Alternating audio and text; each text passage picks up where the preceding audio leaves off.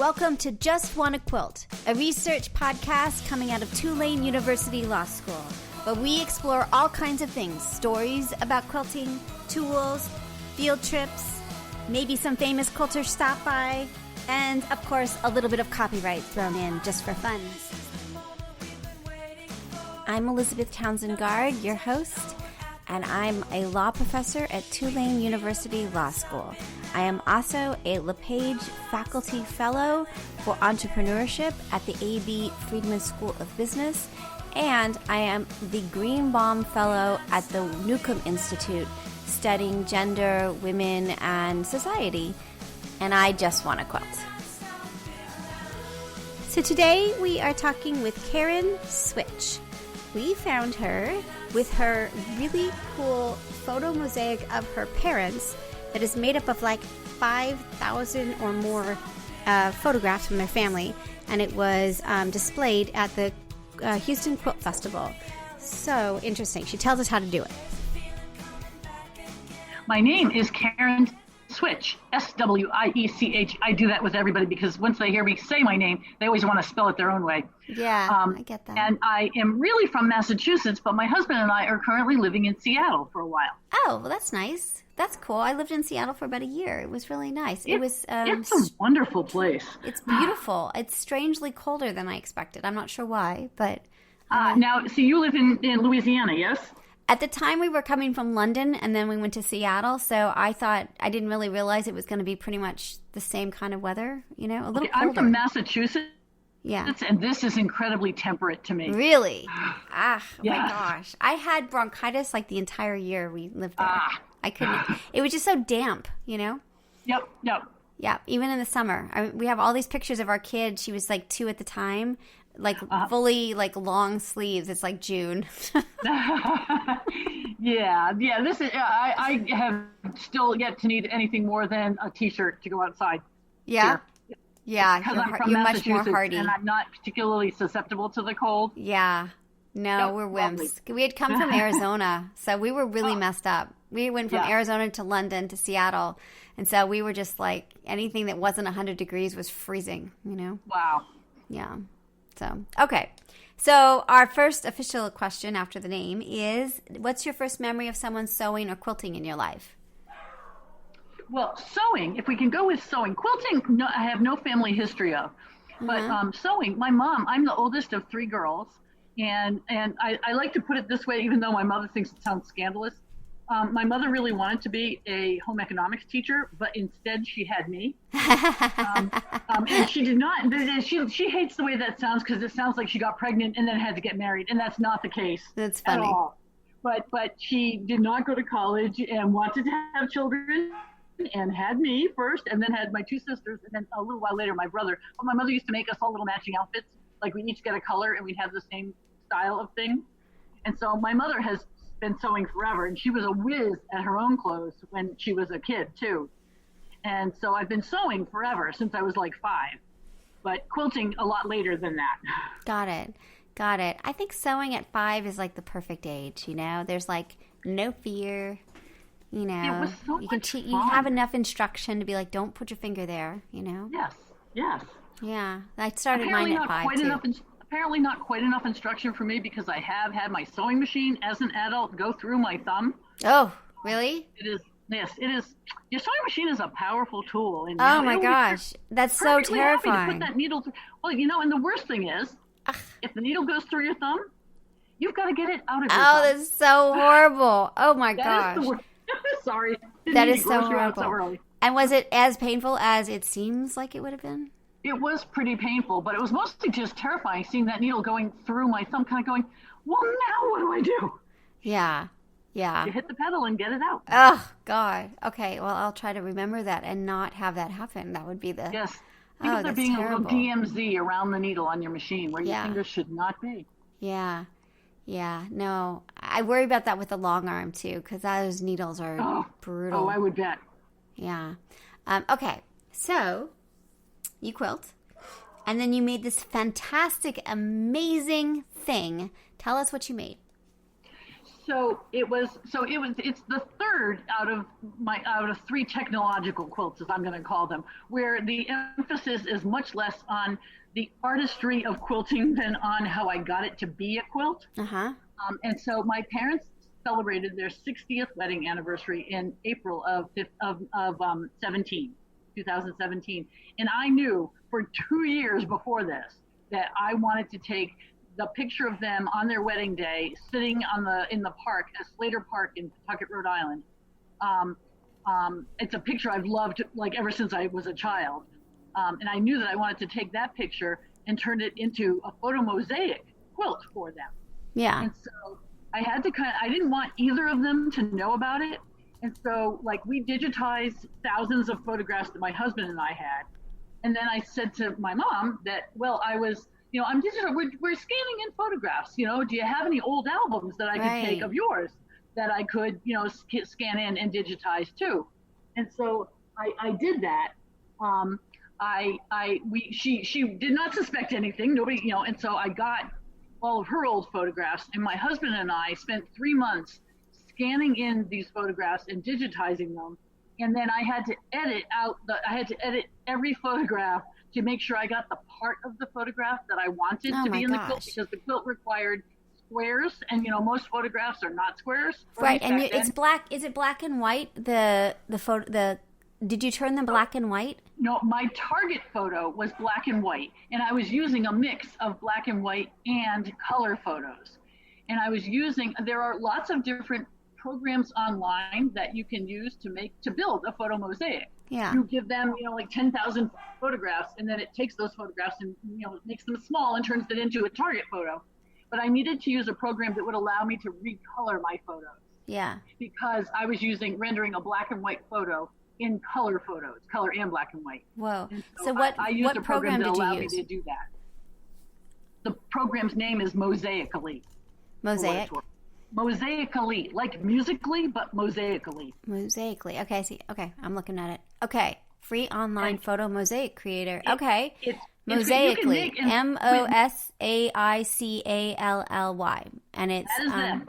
Okay, so you did that, and you can use that and build mosaics online. And until you have done what you want to do, you don't have to pay anything. Yeah. Until you want to download your high resolution mosaic. Got it. And even then, it's pretty cheap. Yeah. I did a test picture with I put one of my kids, and you uploaded 5 pictures just to see that it would work, and it was like, oh, this is going to be cool. And so I knew then that I would be spending a lot of time on the computer after that to build the mosaic.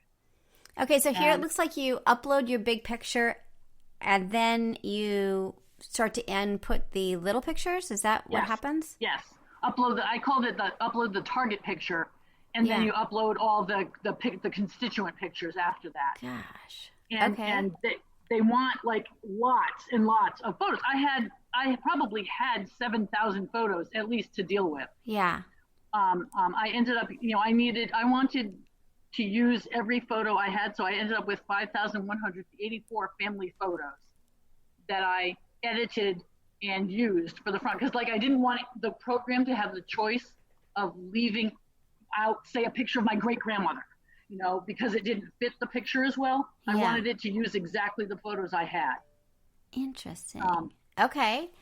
All right. So, and then you upload your pictures, and then what happens after you upload the pictures to the you tell it to create the mosaic, and it will, if you leave it alone, it will create the mosaic using it kind of divides your target picture up into what kind of resolution you want. Mm-hmm. It divides it up into little pictures, and it kind of figures out what picture would fit best here to make the tones be right. Got it. And it is a really cool process. But, and then did you edit it as well?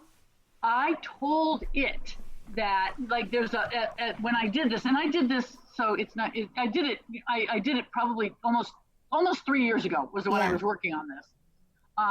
And there was at the time a slider where you could say, it's okay for you to recolor my photos so that the target picture looks better. Yeah. And so I told it was okay for it to, you kind of play with that while you're playing with your photos. Got it. You can kind of see, like, how much do I have to let it recolor my photos in order to be able to see the target photo. Got it. And once you're satisfied with what the mosaic looks like, then you can buy it from them and print and download it. And so you did that. And then what did you do? What was your next step after you did that? My next step after that was so I had it printed at Spoonflower. And do you know about Spoonflower? Yes. So you did it at Spoonflower. And were you able to put it all on one canvas for Spoonflower? No. It had to be divided into 2 pieces. Oh my goodness. That is the part that I would do differently if I print it again, which I'm probably going to print it again because my siblings would like copies of it. Is that I would, instead of having the picture, the mosaic split roughly in the center. Yeah. It is more obvious. I would split it twice on the sides, like have the center be. Got it. Yeah. And just because in retrospect, nobody ever sees the seam but me. Yeah. But I see the seam. You see the seam. So got it. It would be really nice. Can you see that these are little images? Can you see the images in person? In person, I can find like pictures of myself as a bride on the front in the 1-inch sizes. Yeah. I can find lots of pictures of my kids. I know what I'm looking at. And there are places where like to get the blacks to be blackish on the quilt, they are quite darkened, and those are more difficult to see, to resolve the image. Yeah. The ones that were lightened to make my mother's dress and my father's white dress coat, it's pretty easy to see the pictures on the constituent pictures on the front when I'm 4 inches away. Yeah. So cool. Okay. So what has happened before is that people will see it from far away. Yeah. And I had somebody in a restaurant say, we used it for a backdrop at my parents' anniversary party. And the people in the restaurant said, "Oh, I love those old photographs when people have them, have a photograph enlarged." And then they walked up to it and realized when they got, about 3 feet away, it's like, oh my God, it's not just a photo printed on fabric or printed up. It's a photo of photos. Right. Amazing. All right. So you ordered on Spoonflower. Did you, and then you got it, and then did you quilt it? Did you do the quilting, or what did you do next? Yes, the next thing was, so my funny story of the thing is that I also needed a back for the quilt, of course. Yeah. And I, as a total afterthought, realized that, it might be nice if people could see the photos a little bit better. And so on the back, I used a quarter as many photographs, 1,200 photographs in full color in 2-inch by 2-inch instead of 1-inch by 1-inch. Oh, that's nice. Yeah. It's a complete afterthought, and it's the part that my family loves because they spend all their time looking for themselves. Right. Because there's no order to it. There's no big picture on the back. Yeah. It's just 1,000 random photographs. 1,000 random photographs. Once I got my fabric from Spoonflower, I seamed it, carefully seamed it. And then I did, I did it pillowcase. So that I laid the batting and the backing and the quilt top itself, and then sewed around the edge and reversed it. Yeah. Because I knew that I was going to be doing very little I didn't want to disturb the front picture as much, and I knew that I was going to be quilting it minimally. So I pillowcased it and reversed it, and then quilted it. I think at 8-inch or 6-inch intervals. Interesting. In both directions with smoke invisible thread. Yeah. It's gorgeous. It's so cool. And then how did your family respond? They were thrilled. My siblings really want their own. Yeah. It's a funny quilt because I tell people that in any quilt show, it's been in a few shows, it is the least precious quilt in that show. Because and I tell my mother, if you're going to spill red wine on anything I've ever made for you, this is the one to spill red wine on because I can just print another one. Right. It's kind of fun to be able to do that and to know that, it's very usable. The fabric from Flower is very, very durable. I have a friend who tried to, she wanted to lighten up some of the images on something that she had printed, and she tried even bleach and abrasive washing, and it didn't pull off any of the color. Yeah. So it's very washable. So my family is thrilled. My family really loves the back of it because they can see everybody on it so much more easily. Yeah. Yeah. It's so interesting. All right. Well, this is so insanely cool. Anything else in terms of spoon flower? Which kind of fabric did you order? Did you have it? Because they have all these choices, and it makes me confused. For this I used a tight weave white. It might have been Kona cotton. It might have been one step. I'll call it above Kona cotton. Yeah. But I wanted something with no texture. I wanted the threads to be I wanted a high thread count. Yeah. Because we were looking for resolution. Right. Because I did want people to be able to see the little tiny photographs. Yeah. You can see when you look up close. So, so this, and you've put it in shows, and people love it. How does this compare to the other work that you do? So you're in the art quilt group. That's how I think I found you, right, on Facebook? I think so. And so tell me a little bit about, like, how does this fit within the other things that you do? It is completely different. It is a total outlier from most of the things that I work on. I make small art quilts for the most part. Yeah. I spent like 2 years making an alphabet quilt that each letter of the alphabet is a 10-inch square. Yeah. That was inspired by like 5 things in each one in an issue of Quilting Arts magazine, and it was featured in Quilting Arts magazine a couple of years ago. And that I love making small things. I love lots of different techniques. I love handwork. Right. I love bright colors. That's what, like there are so many ways that the anniversary quilt is not my usual. So interesting.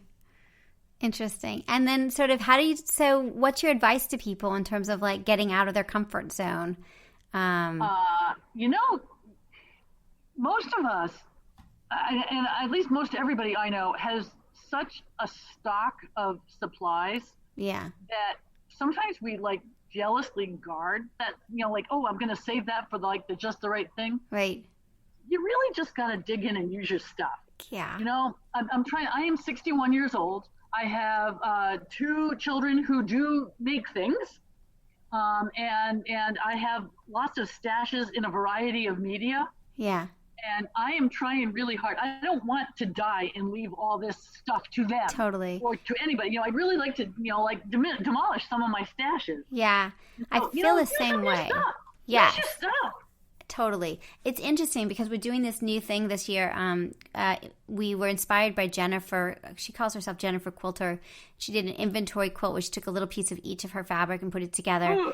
And now we're doing inventory quilts, which is kind of what I'm saying. So I would like to spend the year using everything and just be like I need to replenish. It would be really nice at this time next year to be like, look how much stuff I used that I actually have to go shopping and replenish. But like that's kind of the focus is use the stuff we have and make amazing things. Like look at your inventory already and sort of see what's there and cut a little piece off or use it all or. I love that idea. For a while, I was cutting strips off of things in my inventory so that I could use them for something. Yeah. I make a lot of improvisational. I do make quilts for using, and I make them up as I go along. Yeah. And so, starting with a bunch of strips, I can kind of, what am I going to do with this? Or squares, do those, somebody called them onion skin quilts for a while where, you stack things and make a rough curve with no template, and then you redistribute the fabric so that you're mixing them up. Very cool. And sew them back together. Yeah. Those are good stash reducers. Totally. But I did a thing a while ago where I took a stack of fabric out of my stash and weighed it. And I'm trying to think, how did I do this? And then somehow, at any rate, I weighed a quilt top, which was seamed but not layered. So I figured how much that weighed. And then I took a stack of my fabric and weighed that to see about how much fabric went into that quilt top. And then I counted how many stacks that size I had in my workroom. And I have enough fabric to make 50 Wow. 5-foot square tops. Wow. That's amazing. Well, it's not good. I need to use it up. I need to use my stuff. Yeah. Well, I hope you join our inventory quilt project. It's just JWQ-inventory quilt, I think. I don't know. You'll find it.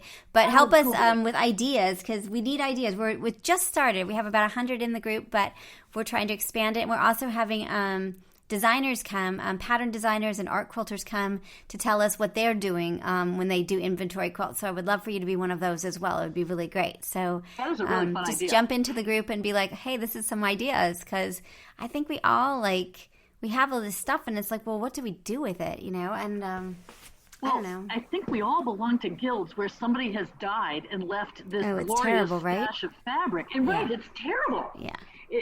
And do you really want to do that? No, I'd really like to use some of those beautiful things that I bought. Yeah, exactly. Totally. I'm totally with you. So the one thing I'm doing right now, I'm trying to finish a book, so I'm not quilting as much as I normally do, but I'm working on getting rid of all the panels. I've bought ridiculous amounts, not huge amounts, but enough. And so I'm trying to work on that one. So figure out what to do with them. I don't know, cut them up, make them do something. There's a guy in Massachusetts who had a panel challenge. Some manufacturer gave him calendars, and he would give you a bunch of them at your guild for somebody to try and do something interesting with this fabric. They're hard. It is hard. I don't know why. They're beautiful, but there's somebody else's artwork, and that's really hard. Mm-hmm.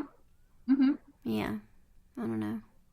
So, yes, that's what we're doing. Well, I think your thing is amazing. I really do. Oh, well, it was really cool. And I love the step-by-step. It's just awesome. So, yeah. Would you, when you start to work on other stuff, would you sign up and come chat with us again? And also give us ideas. It would be great. I love what you do. It's really cool. Oh, well, thanks. I would love it. And like I said, it is so different from everything else I've done. But I have a question for you. Yeah. This comes up all the time on a variety of quilting forums, both in person and on online. But people talk about your stuff about talking about copyright. Yeah, of course. I was kind of thinking, this is fascinating. Yeah. Because I can't draw.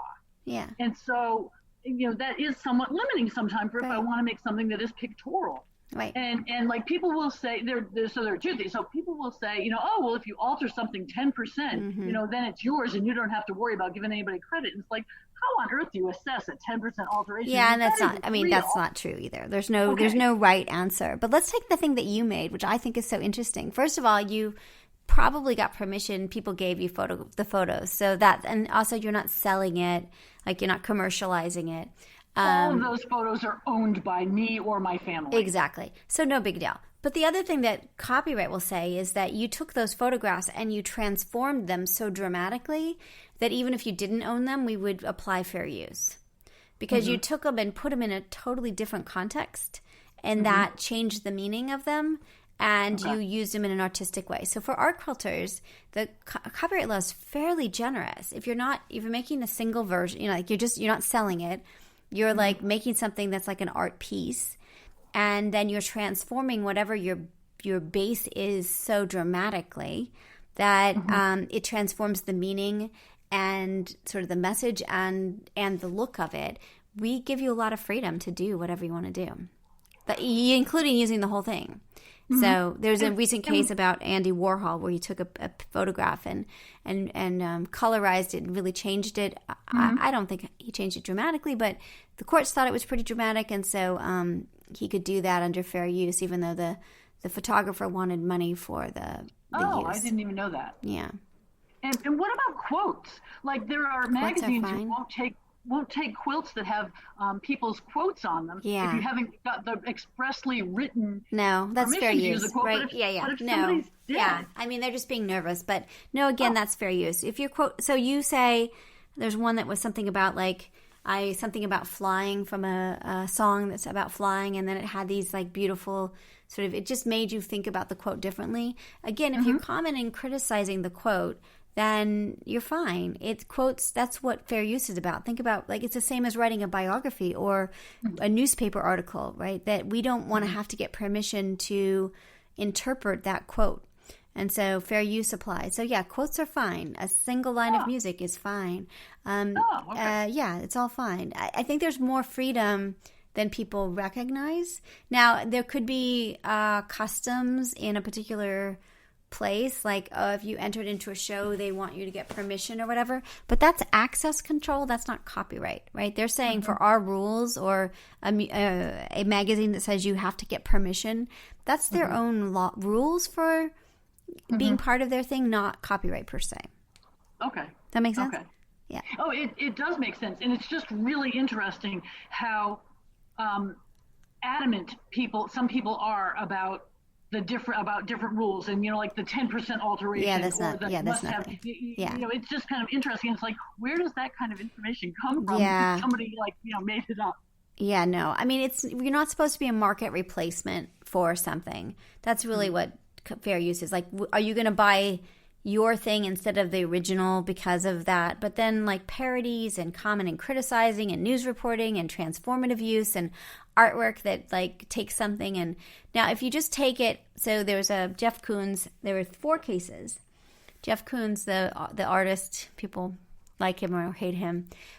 He first 3 cases, he took a 2-dimensional, one was called Puppy. So he took this image that was like a postcard of puppies and made it into a 3-dimensional and colorized it.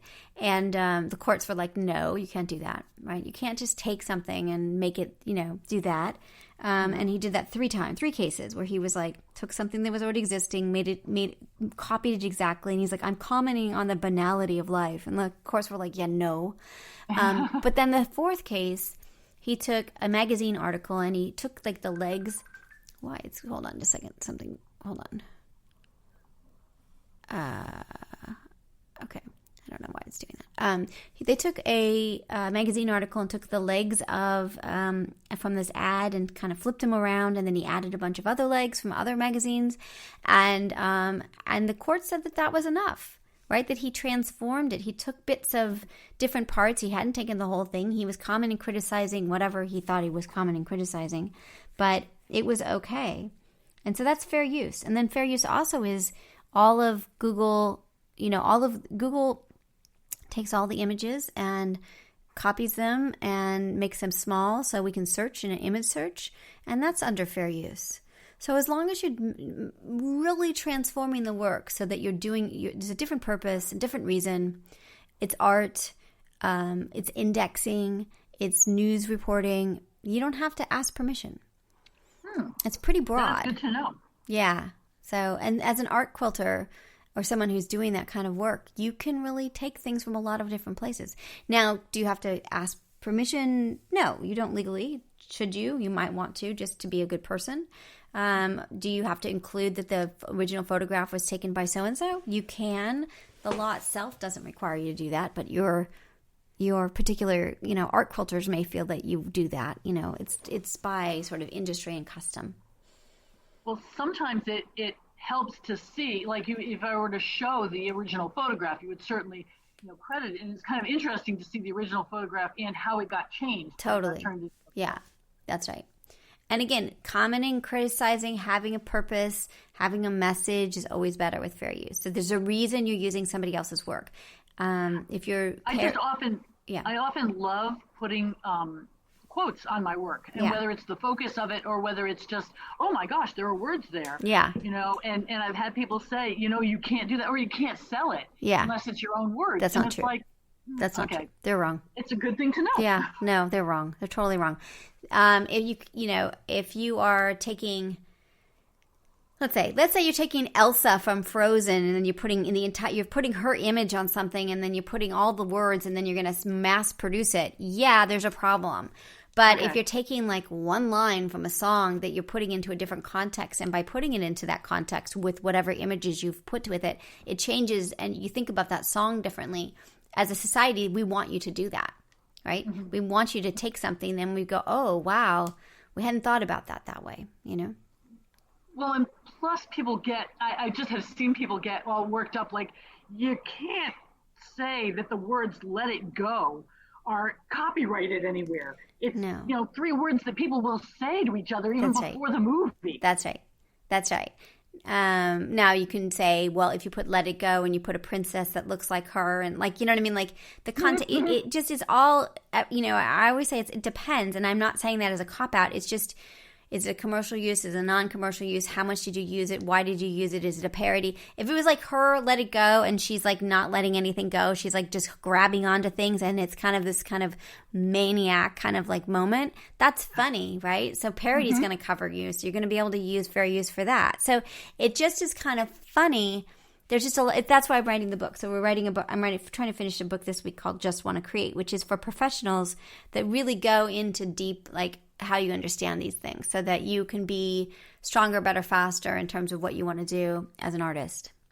That sounds fascinating. Yeah. Because it is certainly something that, like, I know I just want to make things. Yeah. And I don't want to have to worry about all this other stuff. Well, and I think that, like, I mean, from my perspective, I was a grad student, and I saw both me and others where we'd work for 8 years on something, and then we'd ask permission, and it was like then we were denied permission. And so my feeling is, if you're going to be an artist, you're going to work on something, because the projects take a long time sometimes they don't, but some projects take a long time.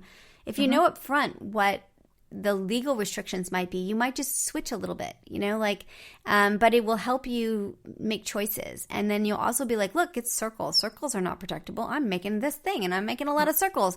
So I just feel like it will empower people on their choices. And also, you can break the law. There's no reason. I mean, you can decide that you're going to be like, screw it, they sue me if you know what I mean? Like, you can, I'm not telling you not to do what you want to do, but I think just being able to know it and understand it is a really good thing, So. No, that sounds fabulous. Yeah. It sounds like a thing that most creative organizations, a book that most creative organizations should have access to. Yeah, I'm hoping. So we're working on it. We just finished Just Wanna Trademark, which was strangely, because we always talk about copyright. This is the irony of life, right? So we talk about copyright for 2 years, and the first book we put out is on trademark. But we found that so many people with little companies are not doing the trademark work, and it's really detrimental because of hashtags.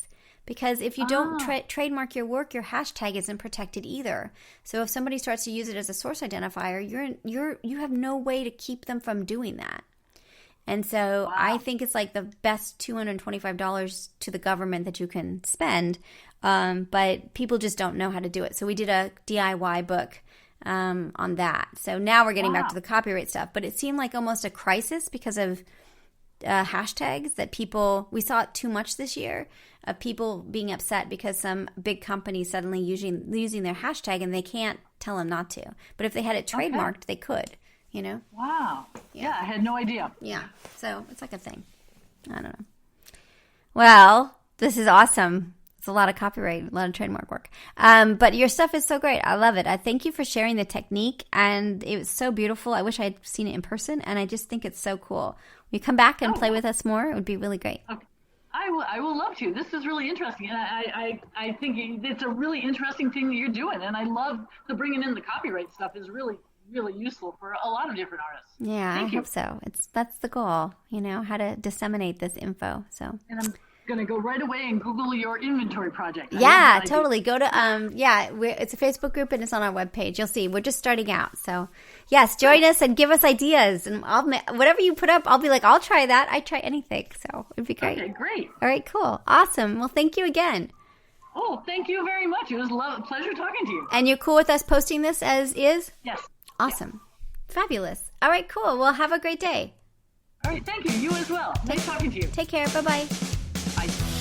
So you've been listening to Just Wanna Quilt, a research podcast coming out of Tulane University Law School. And I'm Elizabeth Townsend Gard. If you like this podcast, keep listening. Also, we have a Facebook group. Come join us. We talk about a lot of things. We also have an Instagram account. And of course, most importantly, I really hope you get a chance to quilt today.